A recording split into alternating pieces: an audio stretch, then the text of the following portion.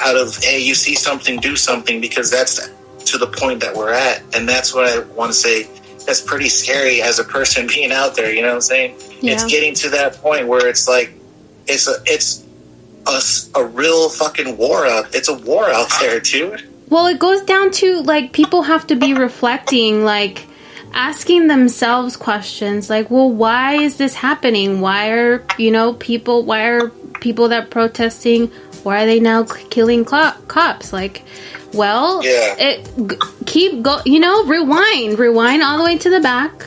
It's cops. Cops are being so aggressive. Like, why are they being aggressive? There's no reason. Yeah. I'm sorry, there's no reason. That goes to the lack of training as well. Again. It all goes back to the fucking cops. The cops doing all of this to protesters, and, they just want their voices to be heard. I saw protests of people dancing and singing. Mm-hmm. That's a form of protest right there, like peaceful. And the news, some of these news, like, they may show the protesters at night, looting and rioting and all of this other stuff. And then the police being, they have to, fight back too. But are they showing that police are also being excessive and violent to peaceful protesters, like during the day too? Yeah, also people stopping looters and rioters. Like, people are really trying really hard to not escalate things, and they start, pushing people out that are doing that. But then there are instances that cops just rush in and then start trying to arrest everybody without hearing them out. I was going to say, I know there's places in Chicago and also in LA where you have these vigilantes that are trying to protect small businesses and stop the rioters and looters from coming in, like out-of-towners that are opportunists that show up and try to just ruin it for the rest of people that are trying to stand up and make a difference. And there's a lot of cops out there that are encouraging people to write Black Lives Matter on and deface property. There's a lot of people that are being paid off by people that are quote unquote Antifa or people that are posing as people that are Antifa. And it's pretty crazy that it's documented now where you see them actually handing them young African American males money to go destroy property or to go vandalize property. Mm-hmm. They'll see cops breaking their own cars, breaking property, posing as protesters, creating havoc so people that are in the media can say, hey, look at what they're doing, and it's actually doing it to themselves. They're creating it, and it's a fucking movie to me, dude. And again, and I'll say this again, it goes back to, okay, so this person is offering this other person money to go do this, and that person, because they need the money, they need it, so they're like, okay, yeah, I'll take that money. So in the first place, if that person was well educated, had a good career, did something for himself, he wouldn't be in that situation where he needed the money. It goes back to systemic racism, where minorities are built to fail in our society. Yeah. That was a long time ago, Wes, it's a sad thing. Where they started that shit. And that's what white people don't understand, that the system was made for them. It was made to help them. Yeah, it's a bit. Everything's built on racist, like, outdated values, and we need to tear it all down and start over again. Yeah, we need an updated version. We need to do fucking McAfee update. It's so old. It starts. I feel like a lot of we can start again once white people, as a whole, realize that I feel like it starts with them. You have to acknowledge that there's a problem in order to start change. You know what I mean? Mm-hmm. I hate to say this, but I feel like in order to create change that we want, meaning what people really want, to make it clear across the board, and I wanted to bring this up, is I feel Anonymous has come forward to expose a lot of different people in this world, whether they're white, African American, Chinese, whatever. And I feel Anonymous is going to have to do something about this. And I feel in order to make everybody equal, we're going to have to start from zero. And I'm not saying, I'm not encouraging any of this, but in my mind, I feel we all need to be at zero right now, meaning some sort of like economic equalization across the board, so everybody has an equal opportunity to be whatever. Because right now it hasn't been working. It's been in the benefit for a class of people that have been generations and generations of oppression and generations of success. And what more can someone do if they don't even have a chance? They never even had a chance. Yeah. These cops are carrying out these political agendas, killing all these people. It's encouraged, and it's a game. It's a shell of madness. That's all it is. Yeah, it's scary to be in an America that's in an unsaid martial law right now, dude. Like an unnamed, like we're not even like, we're basically under martial law without it kind of being said. Going back to Anonymous, it's crazy because like he exposed so much so fast. The group, people were like trying to defend the George Floyd murder, dude. It's so insane that the government and the police really have something to hide. When Anonymous said they're checking their cyber network to not get exposed, basically. So they are really hiding something, and it's so fucked up that we know that, I know that, Vic knows that, whoever saw that post knows that, and it's still just, it's whatever to them. It's never going to get solved. It's debunked. It's debunked because of who Anonymous stands for, right? Yeah, it's not real now. It's so messed up. You're saying all of these public records that have been brought to the attention of the American people are fake, and that's what people want you to believe. I know this is totally off topic, but I feel like a lot of that stuff is just made to.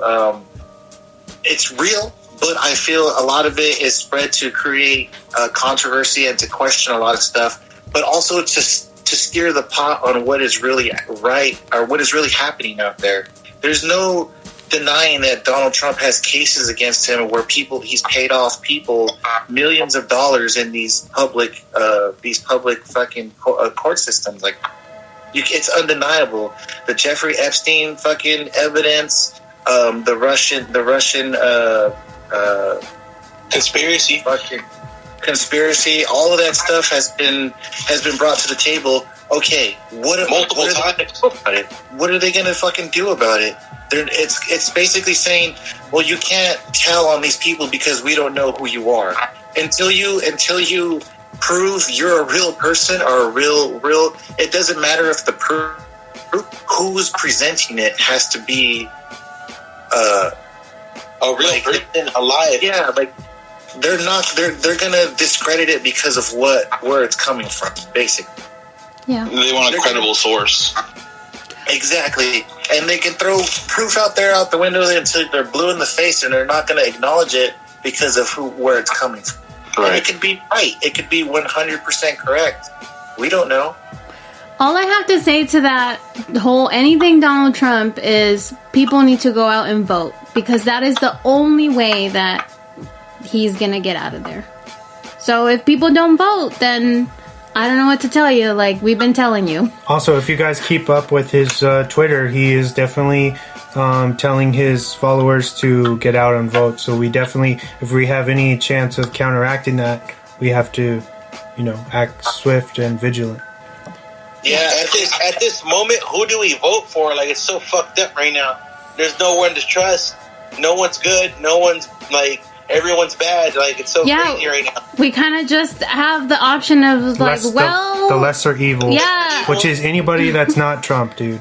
To be honest. And according to Anonymous, I don't want a child rapist fucking as my president, dude. And fucking that sells little kids, dude. That's I don't want that shit. That leads me to believe that he's been wrong and everyone that's defending him is wrong this whole time.